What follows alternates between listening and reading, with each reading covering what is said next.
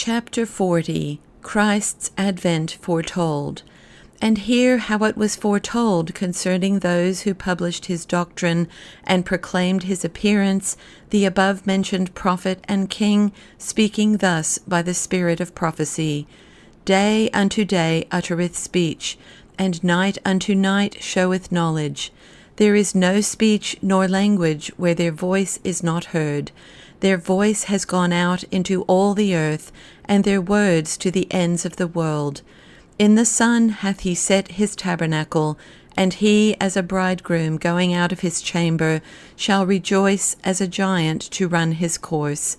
And we have thought it right and relevant to mention some other prophetic utterances of David besides these, from which you may learn how the spirit of prophecy exhorts men to live, and how he foretold the conspiracy which was formed against Christ by Herod the king of the Jews, and the Jews themselves, and Pilate, who was your governor among them, with his soldiers, and how he should be believed on by men of every race, and how God calls him his son, and has declared that he will subdue all his enemies under him, and how the devils, as much as they can, strive to escape the power of God the Father and Lord of all, and the power of Christ himself, and how God calls all to repentance before the day of judgment comes.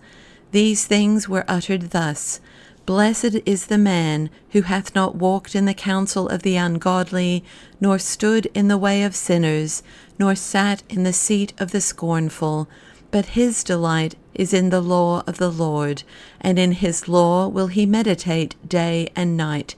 And he shall be like a tree planted by the rivers of waters, which shall give his fruit in his season, and his leaf shall not wither, and whatsoever he doeth shall prosper.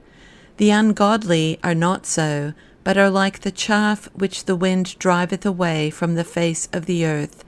Therefore the ungodly shall not stand in the judgment, nor sinners in the counsel of the righteous.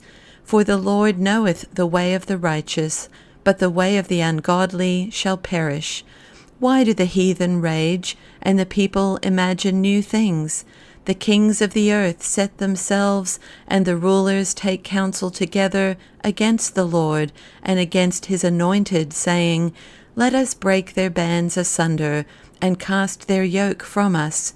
He that dwelleth in the heavens shall laugh at them, and the Lord shall have them in derision.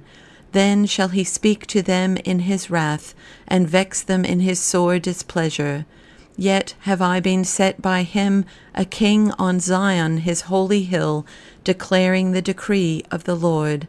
The Lord said to me, Thou art my son, this day have I begotten thee. Ask of me, and I shall give thee the heathen for thine inheritance, and the uttermost parts of the earth as thy possession. Thou shalt herd them with a rod of iron. As the vessels of a potter shalt thou dash them in pieces. Be wise now, therefore, O ye kings, be instructed, all ye judges of the earth. Serve the Lord with fear, and rejoice with trembling.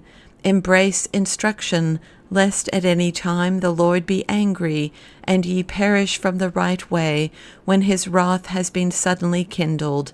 Blessed are all they that put their trust in him.